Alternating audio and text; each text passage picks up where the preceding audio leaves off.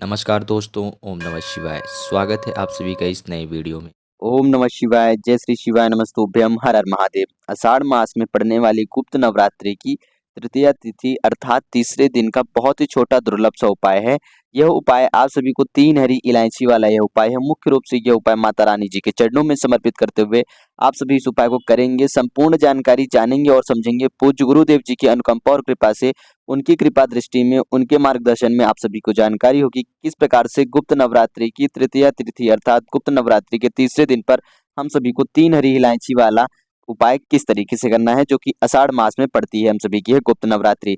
इस उपाय से हम अपने बच्चों के जीवन में बुद्धि, विद्या, ज्ञान, विवेक की प्राप्ति कराएंगे, साथ ही साथ उनको ज्ञानवान बनाएंगे।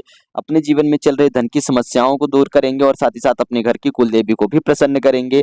हमसे यदि हमारे घर की कुल देवी रुष्ट हैं तो उनसे भी हमें प्रार्थना याचना करते हुए, विनती प्राप्त करते हुए उनकी कृपा अनुकंपा पाने का तो हमें सौभाग्य प्राप्त होगा। तो कैसे करेंगे, संपूर्ण जानकारी चलिए जानते हैं और समझते हैं पूज्य गुरु जी द्वारा बताए गए इस छोटे से वीडियो के माध्यम से कि कैसे इस उपाय को हम सभी को करना चाहिए, जो कि 3 हरी इलायची से करना है। लेकिन प्लीज उससे पहले वीडियो को लाइक अवश्य रूप से करिएगा और यदि आप चैनल पर नए हैं, अभी तक सब्सक्राइब नहीं करा है तो प्लीज चैनल को सब्सक्राइब अवश्य रूप से करें। देखिए, जैसा कि हमने बात करी है कि यह उपाय जो है आषाढ़ मास की गुप्त नवरात्रि की तीसरे दिन अर्थात आषाढ़ मास में पड़ने वाली गुप्त नवरात्रि की तृतीया तिथि अर्थात तीसरे दिन हम सभी को करना है। तृतीया तिथि पर हम सभी को 3 मुख्य रूप से हरी इलायचियों का प्रयोग करते हुए इस उपाय को करेंगे। अभी जो हमारी तृतीया तिथि है अर्थात तीसरा दिन है वह सोमवार के दिन पड़ रहा है, तो हम सभी को कैसे करना चाहिए, ठीक इन 3 हरी इलायचियों का उपयोग करते हुए।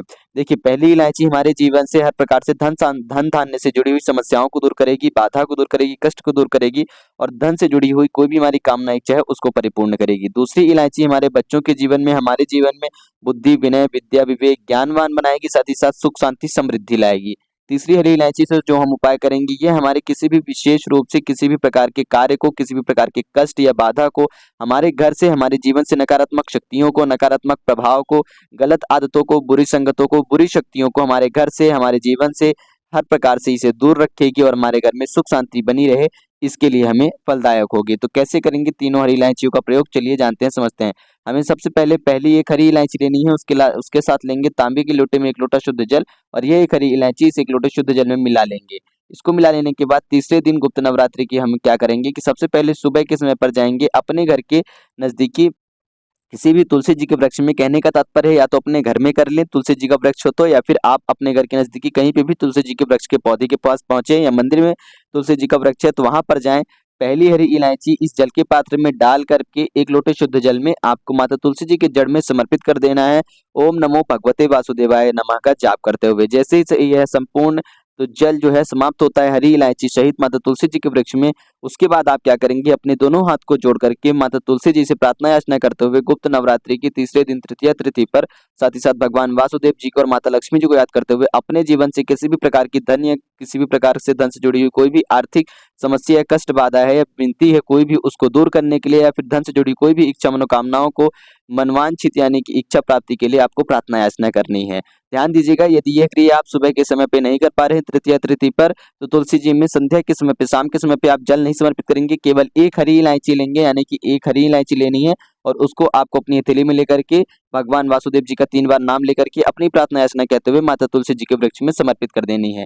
यह तो हो गया हमारा पहला हरी इलायची का। अब हम बात करते हैं आगे दूसरे उपाय की। दूसरा उपाय है हमारा दूसरी हरी इलायची का, और दूसरे उपाय का दूसरा उपाय रहेगा हमारे बच्चों के जीवन में बुद्धि, ज्ञान, विद्या, विनय, विवेक की प्राप्ति करेगा। साथ ही साथ हमारे घर में बुद्धिमान हो, ज्ञानवान हो, हमारे घर के मौजूद सभी व्यक्तियों की जो वाणी है वह मधुर हो, उनका जो व्यवहार है वह अच्छा रहे, उनकी जो व्यक्तित्व है वह एक अलग ही तेजवान, ऊर्जावान और शक्तिवान हो, एक अलग ही चमक रहे।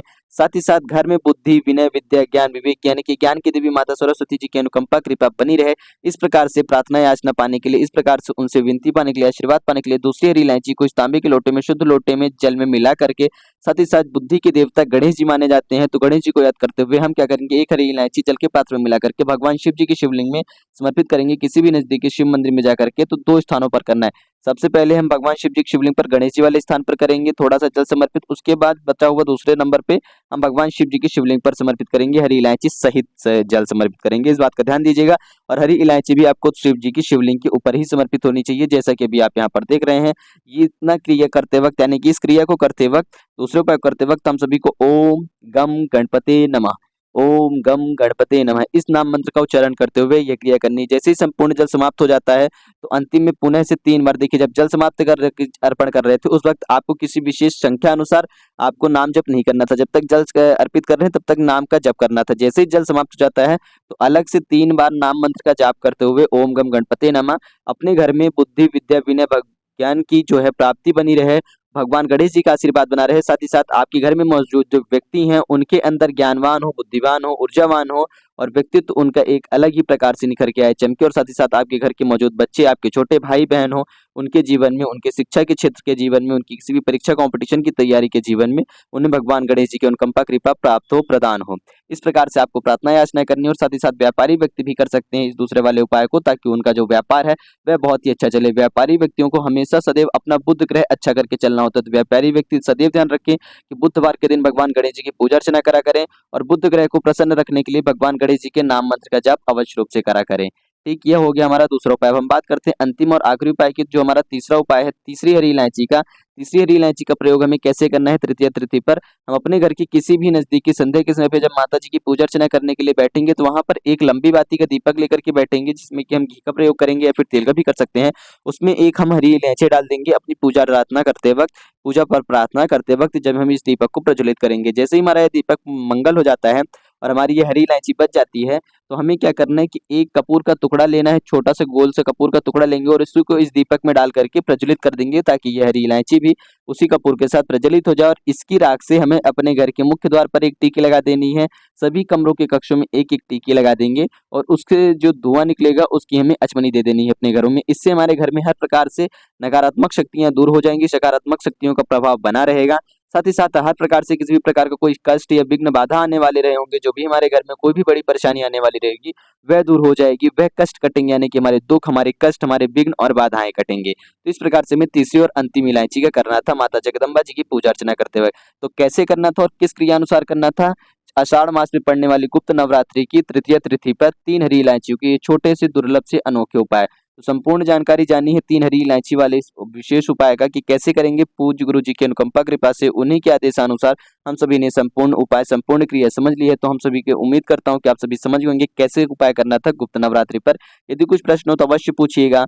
जय श्री शिवाय नमस्तुभ्यम, हर हर महादेव, ओम नमः शिवाय।